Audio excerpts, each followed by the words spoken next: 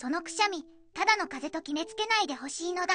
砂や牧草の粉で一時的に出ることもあるけれど、鼻炎や歯の病気など、原因は一つではないの。胸やお腹を大きく動かす、呼吸音がする、食べないときは、早めに病院へ相談なのだ。口を開けて呼吸する、ぐったりする、体全体で息を吸うときは、様子見せずすぐに連絡して。病院には、呼吸の短い動画と、鼻水、食欲、便、室温の変化を伝えるとわかりやすいのだ。人の薬を使ったり、苦しそうな子を無理に触ったりせず、静かに移動の準備をしてね。鼻水と呼吸のチェック項目は、デグーのしめじブログにまとめているのだ。